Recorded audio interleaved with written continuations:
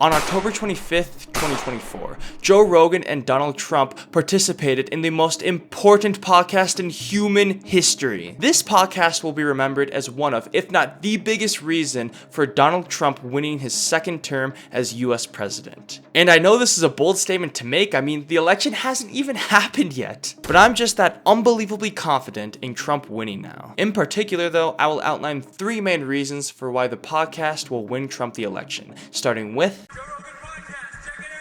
let's just get the elephant out of the room, okay? Donald Trump is a very controversial figure and brings out super strong emotions from either the people that love him or hate him. With all that being said though, the guy is still human at the end of the day and isn't Satan nor the second coming of Jesus Christ himself. Although, to be fair, it's kind of easy to jump to these conclusions when you see him on the TV screen. But that's why I loved his appearance on the Joe Rogan podcast so much, as I have never seen a more human side of Trump. A really good example of Trump showing his more human side is when he admitted that he picked the wrong people for his cabinet positions. The biggest mistake I made was I picked some great people, but you don't think about that.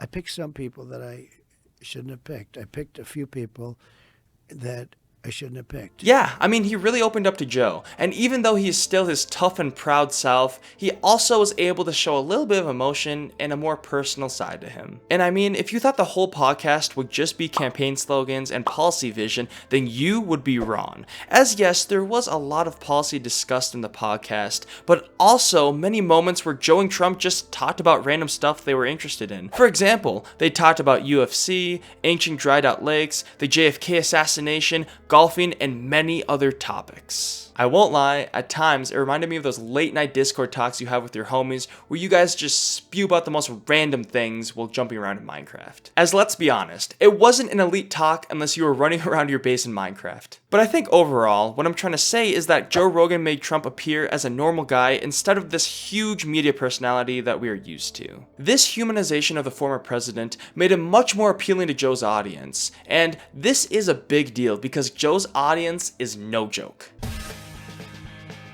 It's crazy to me how the mainstream media still underestimates the sheer influence of podcasts over society. But I guess there's a reason for why mainstream media is dying. The Joe Rogan podcast is the most streamed podcast in the entire world with more followers on Spotify and YouTube than any other podcast on the internet. Unfortunately, I can't get any data on Spotify for how many views he gets per podcast, but for YouTube, he averages 1 to 2 million views per stream, with his more popular streams receiving 10, sometimes 20 million views. And you gotta remember, each episode is like 3 hours long, which makes this feat just that much more impressive. Now, after hearing those numbers, you would probably already assume that having Donald Trump on the podcast would be massive. But I think no one truly understood the sheer magnitude that this podcast would have over the internet. And that's because as of October 29th, the Trump podcast has raked in around 40 million views already. Which, don't quote me, but I believe that's the fastest podcast to ever hit 40 million views on YouTube. And with that many people watching a 3-hour podcast,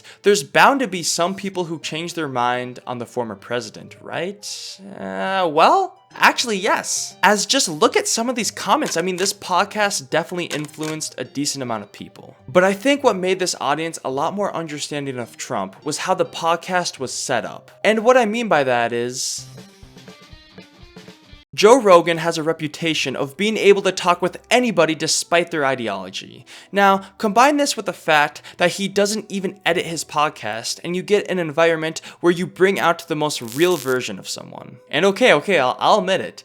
Joe Rogan is usually really good at being unbiased in his podcast. But I mean, for Trump, he definitely was a little biased, but still better than a lot of the TV personalities. What I'm really trying to say is that people tend to respect honesty and justice. No cuts, no narratives, just an honest and open discussion. And I know I've kind of been gassing up Trump and how he will win the election because all the reasons I listed before, but I think if Vice President Harris took the time to go on the Joe Rogan experience, then she would benefit as well, as like I said, people really enjoy honest, open-ended discussions about important topics. So please, Kamala, go on the Joe Rogan experience so voters can accurately gauge you as a candidate, and also because I kind of sort of bet on you going on the Joe Rogan experience, and the odds aren't looking the best for me, so Please go on, please, for the sake of me, for the sake of Noble. I said it already, and I'll say it again. Trump will win the 2024 election, and his appearance on the Joe Rogan podcast will be a big reason why. I mean, when you humanize someone,